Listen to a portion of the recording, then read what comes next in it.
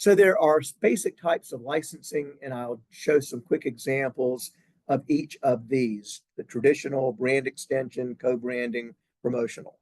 Traditional is, basically licensing marks for products outside of the normal scope of the goods and services associated with that particular brand.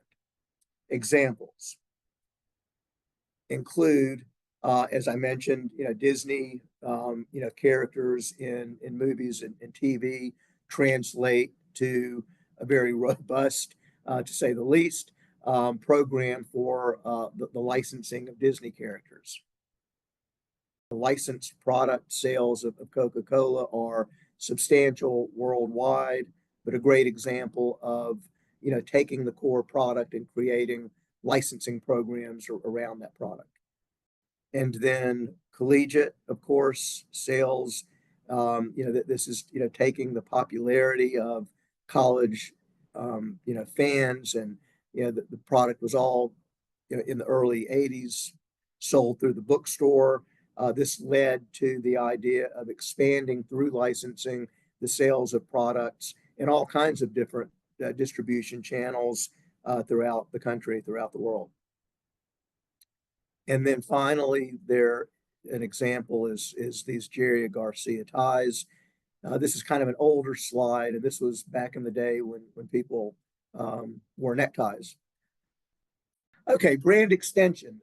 This is extending an existing mark or a brand to a product or service that's related to the core business. It's expanding into other areas, requiring brand owners and marketing people to fully integrate the licensing program into broader marketing plans, creating the opportunity to expand and extend the brand into new markets, areas, retail channels, and even to additional consumer groups.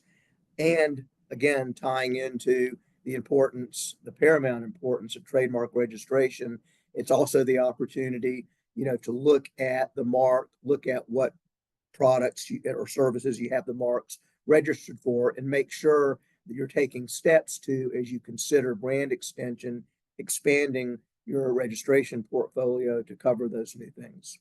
Examples include Clorox and baking soda. As you can see, the original product, and then in the case of baking soda, for example, everything from Super Scoop, which presumably is a kitty litter, all the way to toothpaste and to other products that bear the brand but are extending into different product categories. Co-branding. This is where two or more well-known marks are packaged together. And the successful programs, kind of have a fit or make some sort of sense. Not every brands are going to necessarily want to live together. However, where two parties can combine strengths to achieve synergies and reach new markets, co-branding can be very successful. Examples. So Ben & Jerry's, the Tonight Dough. Now that's pretty cool, combining Tonight Show, Jimmy Fallon, and Ben & Jerry's. Oreo Coca-Cola drink. Not so sure about that one, but it is an example. Another example, perhaps, certainly makes sense, is Colgate Barbie co-branded toothpaste. Promotional licensing, and so this can include product giveaways to promote a brand and to promote brand exposure.